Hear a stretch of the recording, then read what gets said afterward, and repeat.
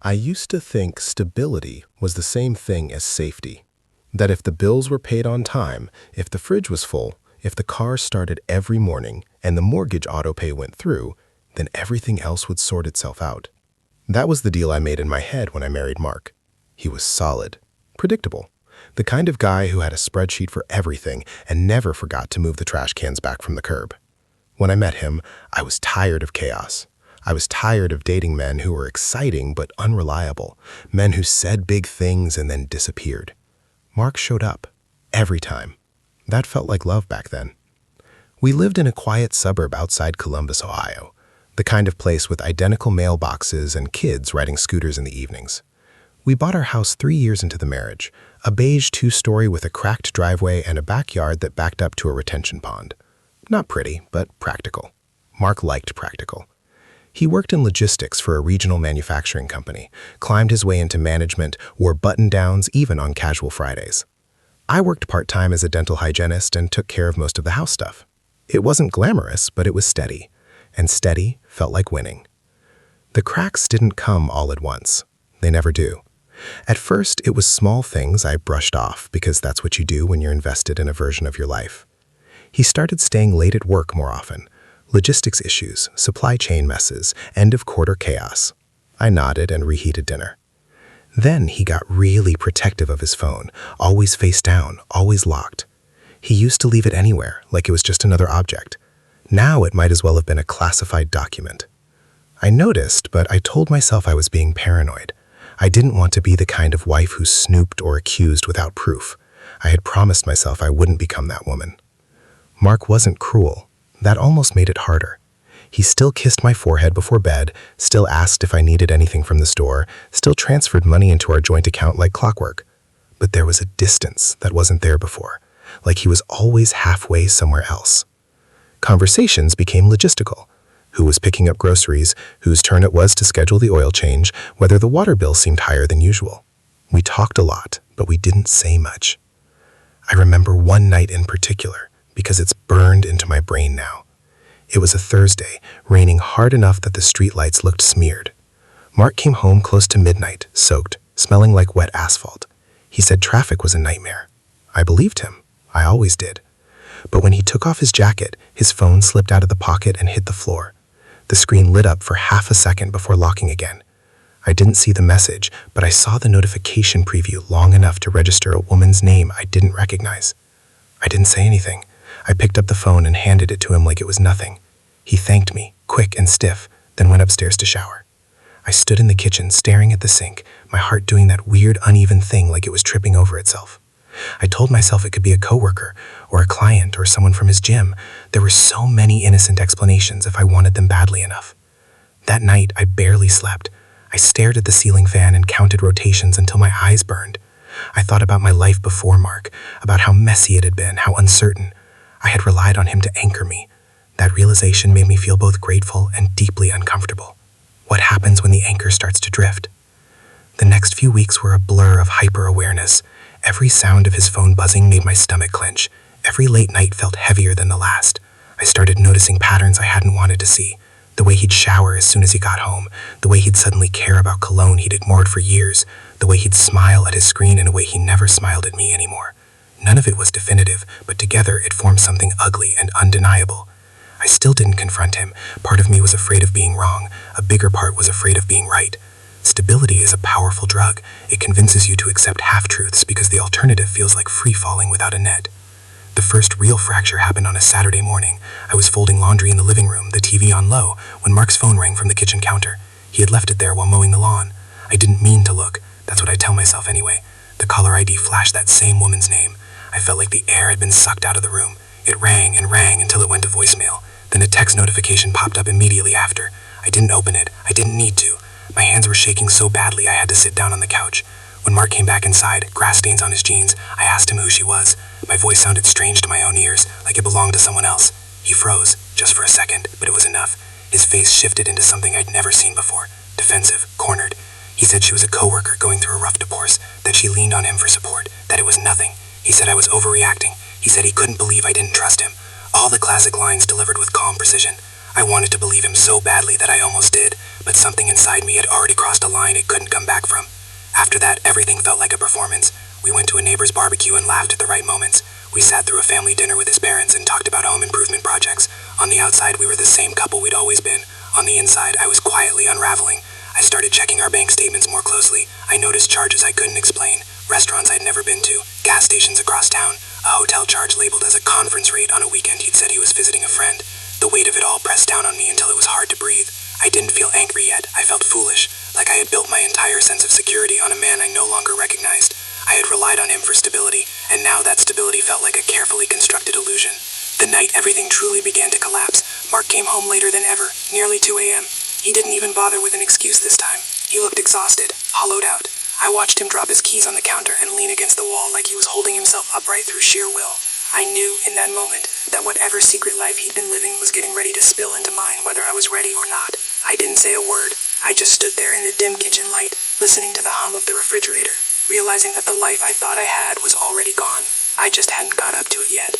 The next morning felt unreal, like I was moving through someone else's house in someone else's life. Mark was already gone when I woke up, which wasn't unusual, but that day it felt deliberate, like avoidance. I stood in the shower longer than necessary, letting the water beat down on my shoulders, trying to decide what version of myself I was going to be when I stepped out. The wife who kept pretending, or the woman who finally stopped swallowing the ache in her chest. I went to work on autopilot, smiled at patients, made small talk about the weather. My hands knew what to do, even if my mind was somewhere else entirely. Every so often, my thoughts would snag on something sharp, like the way Mark had looked the night before, empty and far away, and my stomach would drop all over again. By the time I got home, I was exhausted in a way sleep couldn't touch. Mark didn't come home until after dinner. No call, no text. When he walked in, he looked startled to see me sitting at the kitchen table, like he'd expected me to be anywhere else. I didn't raise my voice. I didn't cry.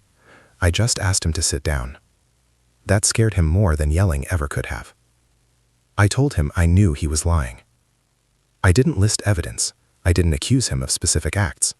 I just said I knew, and I was done pretending otherwise. He stared at the tabletop for a long time before he spoke. When he finally did, his voice sounded thin, like it might snap if he pushed it too hard. He said he hadn't meant for it to get this far, that it started as stress, loneliness, feeling unappreciated, words that felt rehearsed, like he'd been practicing them in his head. I asked him if he loved her. He flinched. That was my answer. He told me her name was Lauren, that she worked in accounting at a partner firm, that they'd met during a joint project months ago, that it wasn't supposed to be serious, that it had just happened. I watched his mouth move, watched him explain away the choices he'd made like they were weather events instead of decisions. I didn't interrupt. I wanted to hear all of it, even though each word felt like it was carving something out of me. When I asked him how long it had been going on, he hesitated again. Then he said almost a year. A year. I felt that word echo through my body. A year of lies. A year of coming home to me and sleeping in our bed. A year of looking me in the eye and telling me he loved me. I laughed then, a sharp, broken sound that surprised us both. I told him that was impressive. The dedication it took to maintain 2 lives. He didn't laugh. He said he was sorry. Over and over. He reached for my hand, and I pulled it away so fast it was almost instinct. I told him sorry didn't mean anything with honesty, and honesty felt pretty late at that point. He nodded like he understood, but I could tell he didn't really. Not yet. He was still thinking about damage control, not damage done. That night, we slept in separate rooms. Or rather, I slept in the guest room and stared at the ceiling until dawn. I kept replaying moments from the past year, reinterpreting them with this new information. Business trips that suddenly made sense. Mood swings I'd chalked up to work stress. That woman's name lighting up his phone. It was like my memory had been quietly rearranged while I wasn't looking. Over the next few days, the truth came out in pieces, never all at once. I'd ask a question, and Mark would answer just enough to satisfy it, but not enough to fully expose himself. I learned they'd taken trips together, that he'd told her we were basically roommates, that she thought he was planning to leave me. That one hurt more than I expected. Not because I wanted him, but because it meant he'd erased me in order to keep her. I asked him why he didn't just leave. He said he was afraid. Afraid of losing the house, afraid of starting over, afraid of being the bad guy. I stared at him and wondered how someone could be so afraid of change that they'd blow up everything instead. The thing that messed with my head the most was how normal everything else stayed. The world didn't stop. Neighbors still waved. My parents still called to chat. The grocery store cashier still asked if I'd found everything okay. I wanted to scream at them that my life was collapsing, but all I could do was nod and say yes. There's something deeply isolating about heartbreak that's invisible. I told one friend, just one, sitting in her car outside a coffee shop because I couldn't bring myself to say it out loud anywhere that felt public. She listened. She cursed. She offered to come over and burn his clothes. It helped, but only a little.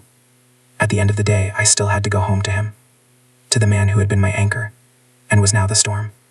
Mark said he'd cut off contact, that he'd blocked her number, that he wanted to fix things. I didn't know if I believed him, and I didn't know if it mattered. Trust isn't a switch you flip back on once it's gone. It's a muscle, and mine felt completely torn. One evening, about 2 weeks after the confession, I came home early from work because a patient canceled. Mark's car was in the driveway, which surprised me. I walked inside quietly, my heart already racing for reasons I didn't fully understand. I heard his voice from the living room, low and urgent. He was on the phone. I didn't hear what she said, but I heard him, telling her he couldn't do this anymore, that she needed to stop calling, that it was over. There was something raw in his voice that I hadn't heard in a long time. Not with me. When he hung up and turned around, he looked like a kid who'd just been caught stealing. Guilty. Exposed. I didn't yell. I didn't cry. I just told him I'd heard enough. That if he wanted to fight for us, it couldn't be halfway. That I wasn't going to live my life waiting for the other shoe to drop. He nodded, tears in his eyes, and promised again that he was done. I wanted to believe him. God, I wanted to believe him. But belief felt dangerous now. Like walking onto ice you already knew was thin. That night, lying in the guest room, I realized something that scared me more than his affair. I realized I didn't miss him. Not the way I thought I would. I missed the idea of who I thought he was. The stability. The illusion. The version of my life that made sense. But the man himself felt like a stranger, and I wasn't sure I wanted to get to know him again. A few days later, I found the emails. Not by snooping, at least not intentionally. I was using the shared desktop to print something when a notification popped up. An email preview. From Lauren. Subject line: I can't let this go. My hands went cold. I opened it. Then another. And another. Pages of messages stretching back months. Plans. Promises. Photos. Not explicit, but intimate enough to make my chest ache. He hadn't cut her off. Not really. He'd just gone quieter. That was the moment something in me finally snapped into place. The moment I stopped feeling confused and started feeling clear. I closed the laptop, sat back in the chair, and took a deep breath. I wasn't hysterical. I wasn't panicked. I felt calm in a way that felt almost eerie. When Mark came home that night, I told him I knew he was still lying. I told him I was done. Not done yelling. Not done threatening. Done in the final irreversible way. His face crumpled, and for the first time since this all started, I saw real fear. Not of losing comfort. Not of consequences. Of losing me. It was too late. I didn't leave that night. People always assume there's a dramatic exit. A suitcase dragged down the stairs. A slammed door. Real life isn't that clean. I told him I was done, and then I went to the guest room and locked the door. I lay there staring at my phone. Not scrolling. Not texting anyone. Just holding it like a lifeline. My body felt strangely steady, like it had finally accepted something my mind had been resisting for months.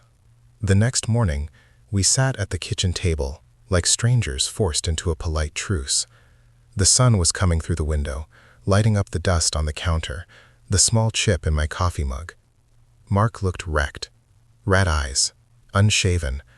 He kept opening his mouth like he wanted to say something, and then stopping himself. I told him I needed space. Real space. Not a few days of silence under the same roof. I said I was going to stay with my sister for a while. He nodded like he expected that, like he'd already been rehearsing life without me. Packing was surreal. I didn't take much. Just clothes, toiletries, my laptop. The things that were undeniably mine. Everything else felt contaminated by memories I wasn't ready to touch. When I zipped the bag, My hands shook for the first time since finding the emails. Not because I doubted my decision, but because I realized how much of my identity I'd tied to this house, this marriage, this idea of being stable and settled. Walking away felt like stepping off a cliff, even if the ground beneath me had already crumbled. My sister hugged me like she'd been waiting to do it for years. I told her the basics. She didn't ask questions I couldn't answer. She didn't tell me what I should do. She just let me exist in her spare bedroom, eating cereal for dinner and sleeping at odd hours. The quiet helped. So did the distance. For the first time in a long time, I wasn't constantly bracing for the sound of Mark's car pulling into the driveway. Mark texted. At first it was apologies, long messages about how he'd messed up, how he'd never meant to hurt me, how he was willing to do anything to fix this. Therapy, transparency, quitting his job if he had to. Then the tone shifted. He started asking how long I needed, when I was coming home, whether I really meant it when I said I was done. I stopped responding after a while. Not out of spite. I just didn't have anything left to say. The days stretched out in a way that felt both heavy and strangely freeing. I went to work. I came back to my sister's house. I went on long drives with no destination, just music and my thoughts. I replayed my marriage from the beginning, looking for signs I'd missed. There were moments that made my chest tighten, moments where I wondered if I'd ignored my own instincts because stability had felt safer than uncertainty. I didn't beat myself up for it. I just acknowledged it, like noting a scar you hadn't realized was there. About 3 weeks after I left, Mark called me instead of texting. I almost didn't answer. Something told me I should. His voice sounded different, quieter. He told me Lauren had shown up at the house, unannounced. He said she was upset, that she thought he was serious about leaving me, that she felt used. I listened without interrupting, my grip on the phone tightening with every word. Part of me felt a bitter satisfaction hearing that his carefully compartmentalized life was unraveling. Another part felt tired, so deeply tired. He said she told him she was pregnant. The word hit me like a physical blow. I had to sit down on the edge of the bed. Pregnant. I asked him if he was sure. He said she claimed it was his, that she'd taken a test in front of him, that she was demanding answers, commitment, something. My mind raced through 1,000 thoughts at once. The years Mark and I had tried, half-heartedly at first, then more seriously, only to be met with nothing but negative tests and polite reassurances from doctors. The irony was almost too much to bear. I didn't cry. I didn't scream. I asked him what he wanted from me. There was a long pause on the line. Then he said he didn't know, that he felt like his life was imploding, that he needed me. I closed my eyes and felt something settle inside me with absolute certainty. I told him I couldn't be the person he leaned on through the consequences of his choices. Not anymore. Not this time. After we hung up, I sat there for a long time, staring at the wall, letting the reality sink in. Any lingering doubt I'd had evaporated. There was no version of this where we rebuilt something healthy. No scenario where I didn't end up resenting him, or worse, disappearing myself to keep the peace. The stability I'd relied on had been fake, propped up by lies, and now it was collapsing under the weight of his secret life. I filed for divorce a week later. The paperwork felt cold and impersonal, like it belonged to someone else's story. Mark didn't fight it. If anything, he seemed relieved that a decision had been made for him. We communicated through short emails after that. Logistics, finances, who would keep the house. I let him have it. I didn't want it anymore. I didn't want anything that tied me to the version of myself who'd been willing to ignore her own pain for the sake of appearances. The pregnancy became real in ways I couldn't avoid. Mutual friends reached out, awkward and unsure. I heard through the grapevine that Lauren had moved in with him temporarily, that they were trying to figure things out. The phrase made me laugh out loud the first time I heard it. There was a time when that sentence would have shattered me. Now it just sounded hollow. One night, months later, I ran into Mark at a grocery store across town. I almost didn't recognize him. He looked older, thinner, tired in a way sleep couldn't fix. We stood there between the cereal aisle and the freezer section, making painfully polite small talk. He told me the baby was due in the fall, a girl. I congratulated him, because that's what people do, even when the situation is absurd and heartbreaking and not theirs anymore. When I got back to my car, I sat there and cried for the first time since leaving. Not for him, not even for us. I cried for the woman I'd been, the one who thought stability meant sacrificing parts of herself. I cried because letting go, even if something broken, still hurts. But underneath the grief, there was something else, a quiet sense of relief. I hadn't known how heavy the weight was until I put it down. The divorce was finalized on a Tuesday afternoon, quiet and anticlimactic. I sat in my car afterward, the engine running, paperwork on the passenger seat, and waited for something to hit me. Some dramatic wave of grief, rage, freedom, closure. None of it came. I just felt empty, not hollow in a broken way, but cleared out, like a room after all the furniture's been moved and you're not sure yet what belongs there. I moved into a small apartment closer to work. 1 bedroom, beige carpet, thin walls. It wasn't impressive, but it was mine. The first night I slept there, I lay on the floor because the bed hadn't been delivered yet. I stared at the ceiling fan spinning slowly and realized no one was going to walk through the door unexpectedly. No one was going to lie next to me while hiding a whole other life. The silence felt strange, but it didn't feel lonely. It felt honest. People talk about healing like it's a straight line. It's not. Some days I woke up energized, excited even, like I'd been given a second chance at something I didn't know I'd lost. Other days I'd see something small, stupid, like a man reaching for his wife's hand in a parking lot, and my chest would tighten without warning. I learned to let those moments pass instead of wrestling them. I didn't need to make sense of every feeling to move forward. Mark faded into the background of my life slowly. We finished dividing accounts, signed the last documents, stopped texting altogether. I heard updates through mutual acquaintances, whether I wanted to or not. The baby was born healthy. He took paternity leave. Lauren quit her job. They were trying to make it work. That phrase followed me around for a while, like a ghost of my old life. I wondered how many people said it without realizing how little it actually meant. One evening, months after everything had settled, I ran into Lauren. I didn't plan it. I didn't even recognize her at first. I was at a Target across town, wandering the aisles aimlessly, when I saw Mark's face in the curve of someone else's cheek. My stomach dropped before my brain caught up. Then I realized it wasn't him. It was her, standing in the baby section, rocking a stroller with one hand while scrolling on her phone with the other. She looked up and saw me. The recognition hit her instantly. Her face drained of color. For a second, neither of us moved. Then she surprised me by speaking first. She said my name like a question, like she wasn't sure she had the right to say it. I nodded. We stood there in the harsh fluorescent light, surrounded by tiny socks and diaper boxes, both of us trapped in a moment neither of us had prepared for. She apologized. Not dramatically, not theatrically, just quietly. She said she hadn't known how deep it went until it was too late, that she'd believed his promises, that she was sorry for her part in it. I believed her, or at least I believed that she believed what she was saying. I told her I hoped the baby was healthy. She nodded, eyes glossy, and thanked me. Then we went our separate ways, pushing our carts in opposite directions. I cried in my car after that too. Not because of jealousy, not because I wanted that life, but because it was the final confirmation that the story I'd been living in my head was truly over. No more what-ifs, no more imagining alternate endings, just reality, as messy and unresolved as it tends to be. As time went on, something unexpected happened. I started to feel lighter. Not because everything was perfect, but because I wasn't carrying the responsibility of holding someone else together. I redecorated my apartment without consulting anyone. I took a weekend trip on a whim. I said no to things I didn't want to do without guilt. I realized how often I'd bent myself into a quieter version of who I was so that my life would look stable from the outside. Dating crossed my mind eventually, but I didn't rush it. I wasn't interested in replacing Mark or proving anything to anyone. I needed to know who I was without leaning on someone else's reliability to define me. That took time.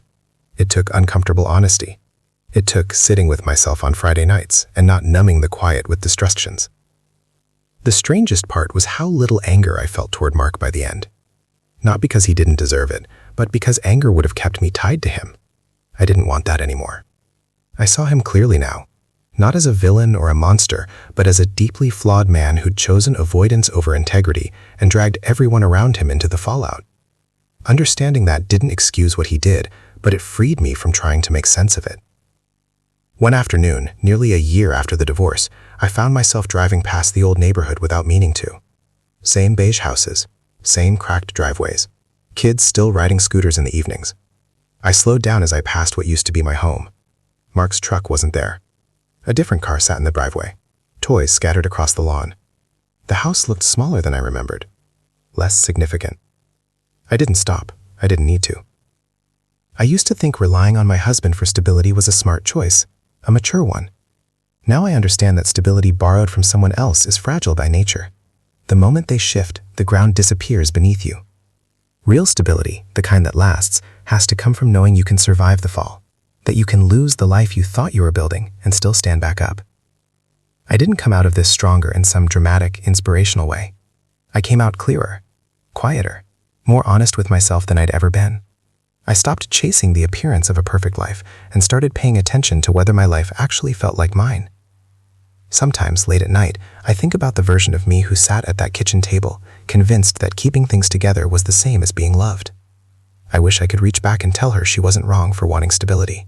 She just chose the wrong place to anchor it. Now, when I lock my apartment door at night, it's not because someone else made it feel safe. It's because I do. And that's something no secret life can take away from me.